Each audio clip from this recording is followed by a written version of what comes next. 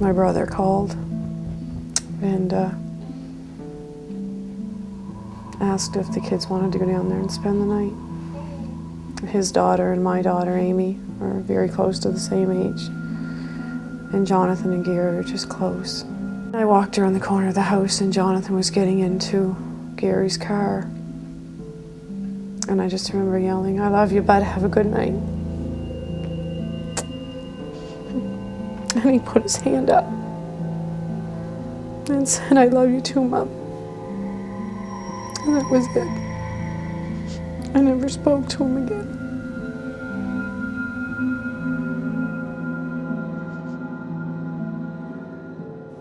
A friend of ours, he came into the house and we were talking, and he just asked me told me that his car had been broken down and he needed a hand to get it going. At this time, I knew that he was under the influence of alcohol. I knew he had quite a bit to drink, and even with that in mind, I still went out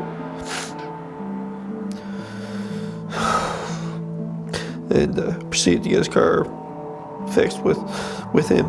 And I watched this driver drive down the road, knowing he shouldn't be driving at all. His cousin Alicia, she was 16 at the time. Jonathan had been bugging her to take him for a drive on the bike. He wanted to go down and see the boats down by the water. I noticed that it was getting dark, and I was kind of wondering where they were.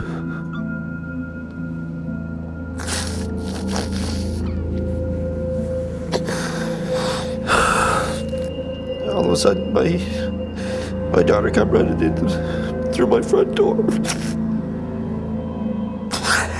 screaming and hollering and crying. There was a phone call. My daughter called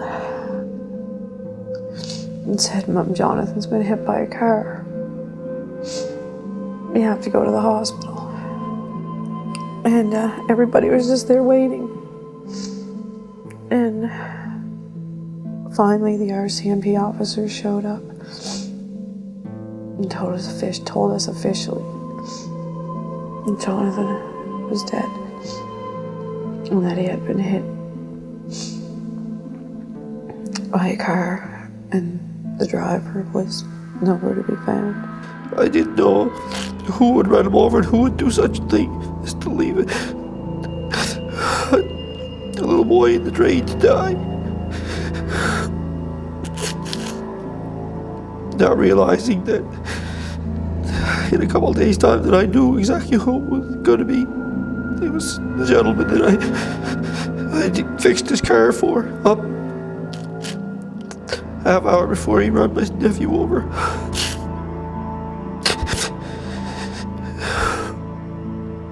I can't believe that I let him drive away. The driver wasn't falling down drunk, but you don't have to be falling down drunk to be intoxicated to drive. He was so much like a son to me for such a long time. For 10 years, he was almost like a son to me. We did so much together. I locked myself in the bedroom.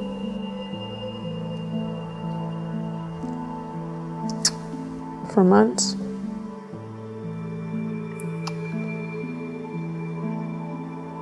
I would get angry at the rest of my family because they were moving on, and I didn't want to move on. I wanted to stay right where I was because that's where Jonathan was to me. I will blame myself for as long as I live. It's guilt and it's so bad. It tears your heart right out.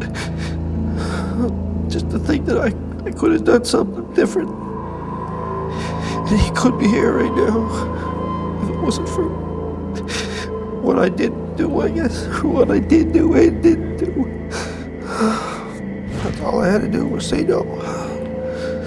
That's all I had to do.